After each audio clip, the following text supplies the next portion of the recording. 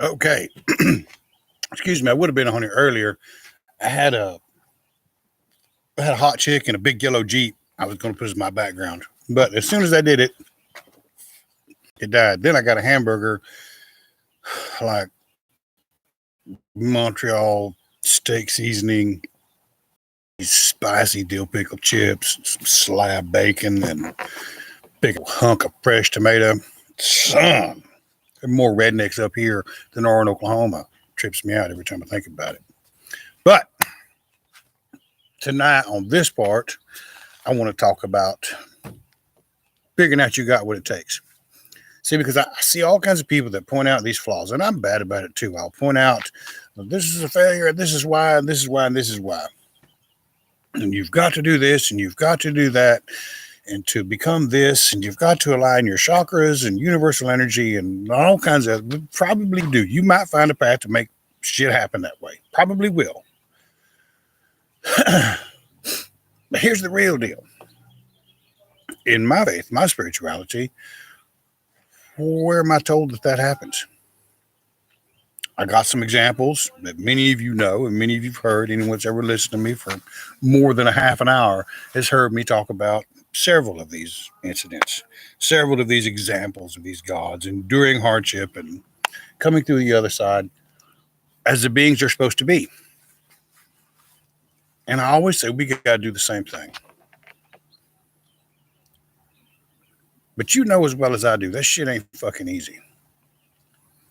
We set things up. We create our own problems. We get in our own way. We trip over our own feet. We make all kinds of stupid mistakes because all the instructions we've been given may not necessarily work in today's world.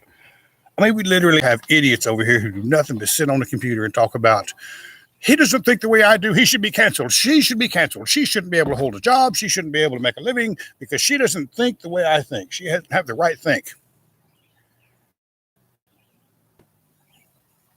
We got to get through that kind of shit. Best example we have of it is in the Hind Law. It comes from Freya. Freya's an amazing goddess. I guess when you're a goddess, it would be amazing, huh? Kind of redundant, dumb comment. But she has this fellow named Otter. And they go on a journey. And there's a couple of key things that I want to point out.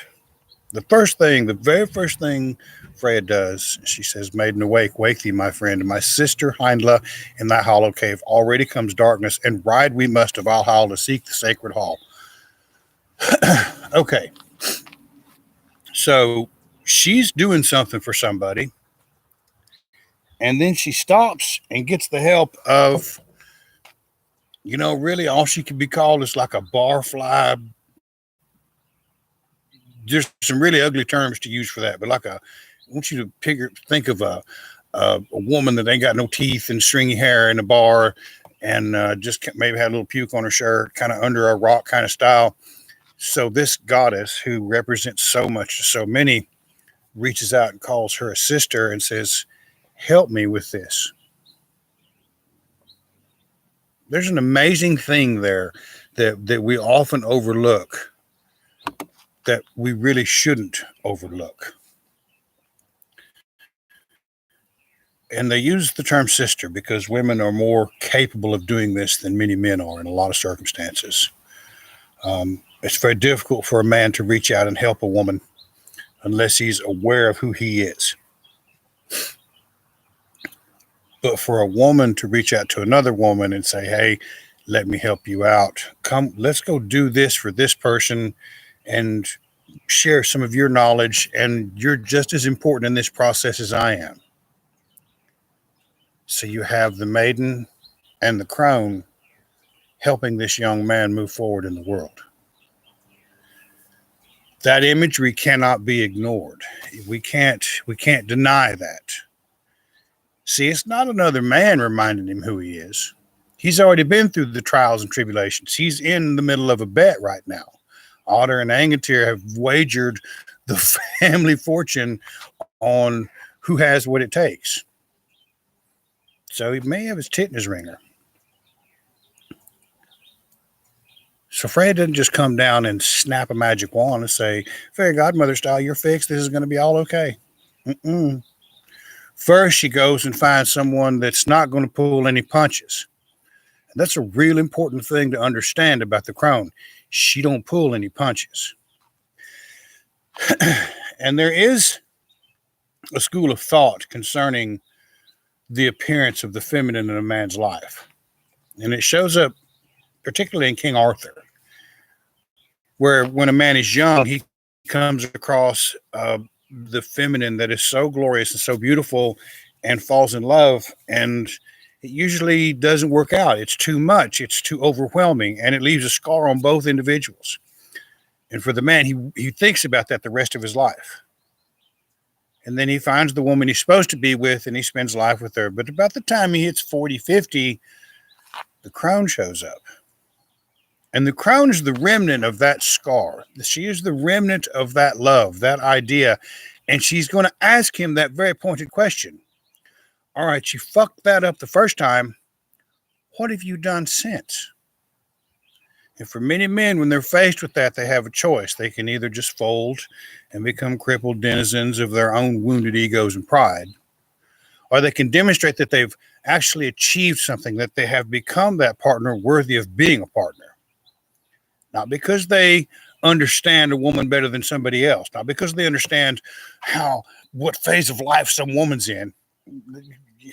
Quit fucking worrying about over there. You worry about it in here, because you're the one's going to have to answer that question about what's happening in your life right now. You're the one's going to have to process it. Why are you doing this? Why does it look like this? Why is it so difficult? What are you not learning? What are you supposed to be learning? All of these questions will appear in a man's life. Have you been a fool, or have you tried?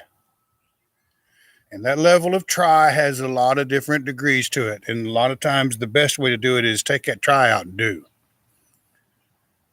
Say it without the probably, do it without the try.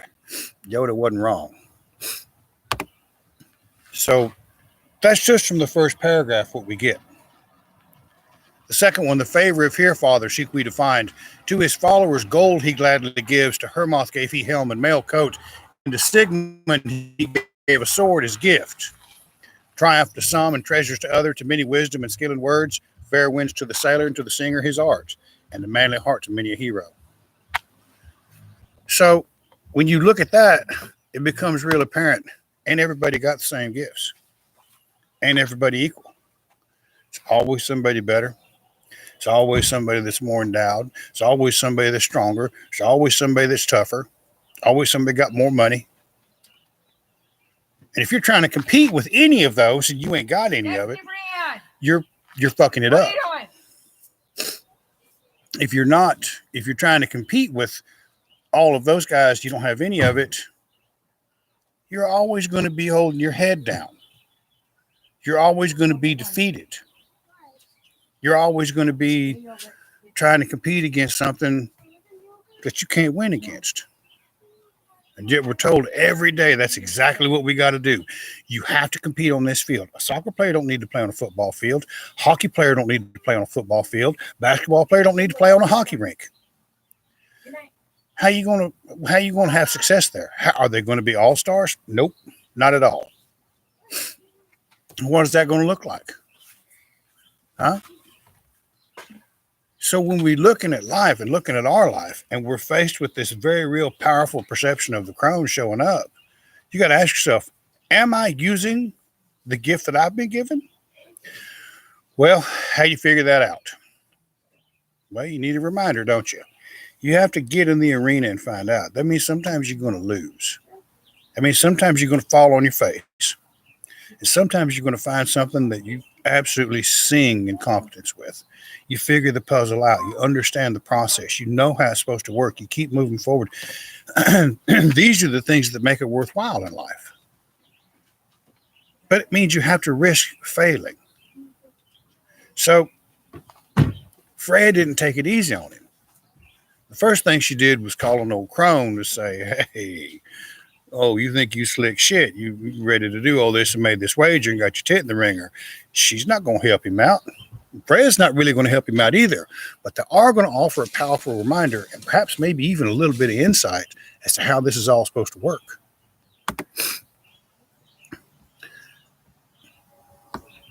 So what does Freya say? She says, Thor shall I honor, and this shall I ask, that his favor too mayst thou ever find. What a wonderful request for a blessing. She doesn't offer her one of her own. She offers us one from the warder of mankind himself. And when you look at the runes, you see that pattern. First you have Fehu. As you become a man, you begin to accumulate a little mobile wealth. Urus, that primal strength, it's going to take a little strength. You got to protect it, you got to defend it, you got to work with it, you got to build it, you got to turn it into something. And every now and again, Thura says, you might need a little protection from the warder of men. And then you're going to need your grandfather's wisdom to pull it all together when that ensues. And it works like that. That's the whole pattern of a man's life can be found in those runes. And this is Freya staying true to that idea. Though little the brides of the giants he loves. And we have to think about that, the brides of giants. Are they also a representation of the crone? Or are they a representation of the unhealthy feminine that so many men beat their head against a wall about? And sometimes we get in these situations, we're not really achieving anything. Maybe I can try my luck in love. Maybe I can do this. And you're not standing on solid ground to begin with. Now this fifth one, so Freya's giving him a blessing. She's asking for one from another god. In the fifth paragraph, from the stall now one of thy wolves lead forth, and along with my boar shalt thou let him run. For slow my boar goes on the road of the gods, and I would not weary my worthy steed. Freya's not giving him anything, but she's giving him everything. So she tells the crone, lead one of those wolves forth. Those wolves could be any of those situations that you lose sleep over. Man, I shouldn't have hurt that girl's feelings. Man, I shouldn't have broke her heart. Man, I should have done a little bit better. I shouldn't have screwed my buddy over. I shouldn't have done this. I shouldn't have done that. Crone has a stable of those wolves, and they will run through your mind at night, chasing the moon as you sleep. But more importantly, along with my boar shalt thou let him run. For slow my boar goes on the road of the gods, and I would not weary my worthy steed. So she's not riding that boar. That's not her boar. Later on, it suggests that Otter's been disguised in the shape of a boar for whatever reason. And what does Freya do? She says, Honda, cut one of them wolves loose on his ass. See if he can pick up the pace again and quit dragging his feet towards his destiny. See if he can put a little motivation, a little inspiration, put some fear into him. And we live in such a comfortable world, we don't have to worry about being afraid. Well, if we fail, we can get on unemployment. There's a safety net. I got some buds. I can do some things on the side. As long as I can watch TV and there's food on the table and the bills are paid, we'll be okay. There's no impetus to try harder. Well, why the fuck should we? And yet when you go to these funerals and you see these people that pass away, I don't care if they're old or young. There's nothing in that dash between those dates. He had a good job and he went to church and he had some family and he died.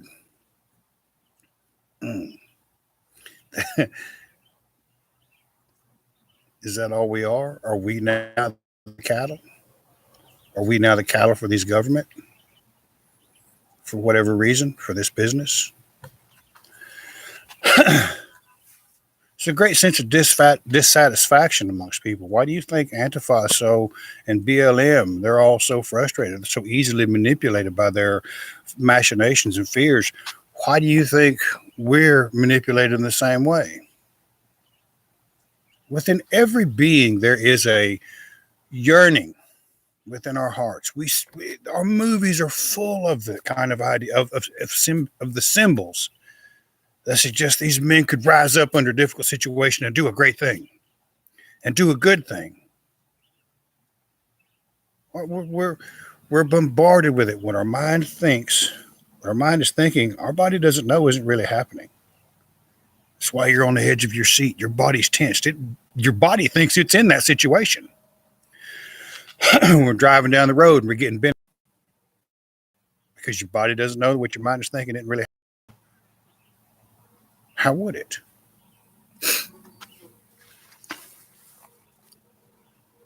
And here we are with this reminder that this goddess seeks the blessing of another god. This goddess has the crone cut a wolf loose on our boy's ass so he can move a little bit faster down the road. What should we take away from that? We have all of these individuals. I stand before my gods. Oh, what have you achieved in life? Have you developed that gift that you have so that you might stand head held high, chest stuck out, with the success of the gift behind you, that you can demonstrate that the gifts you've been given, you fully utilized? Or maybe you have to do it when you get off at 3:30 or 4 o'clock. I don't know.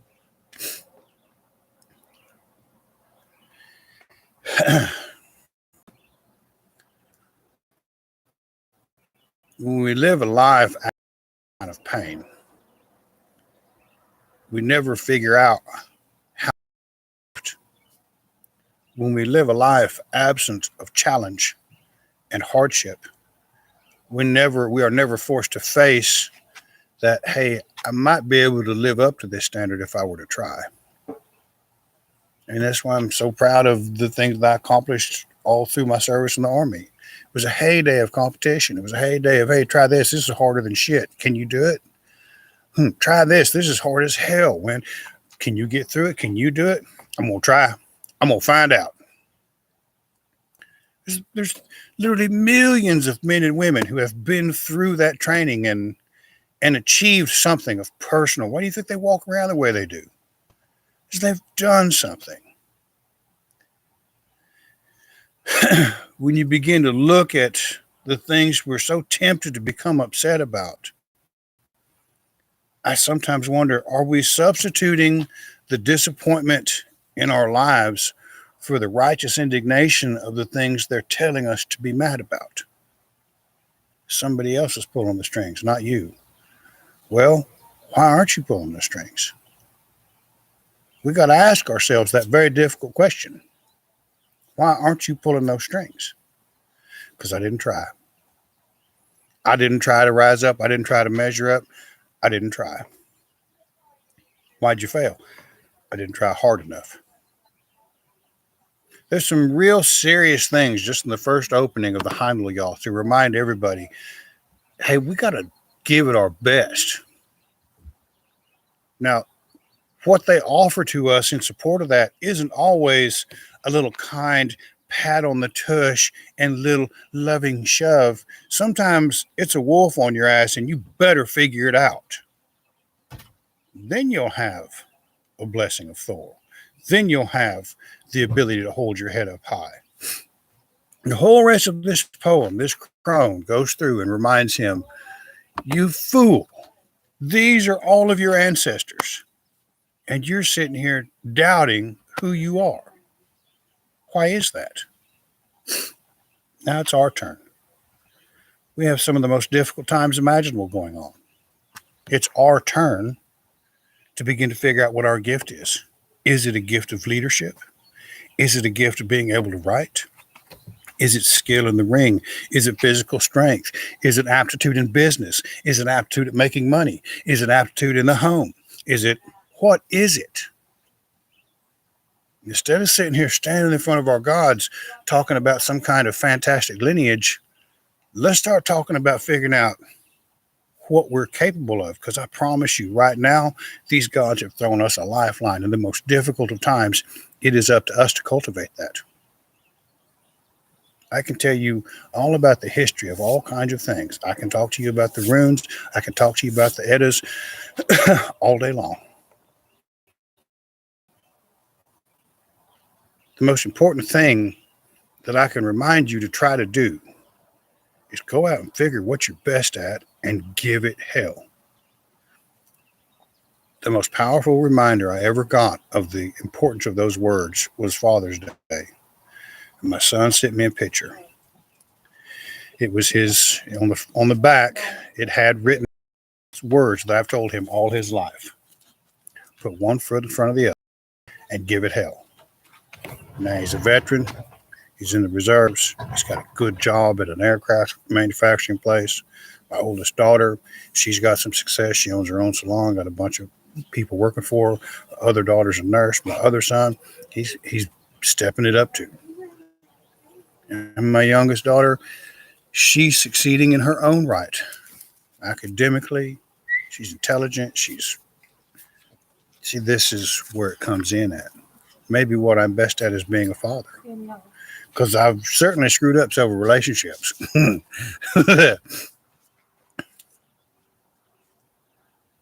And it's okay to be successful at that. Because gods know, if there's one thing this world needs right now, it's a good foundation of strong, solid young men and women who are willing to rise up to the challenge. It might be all we do, but it could be the most important thing we ever do. So don't be so hard on yourself. If you failed at competing with someone in an arena you didn't need to be competing in, find your gift, discover your gift, and build it for all you're worth. It's not going to be comfortable.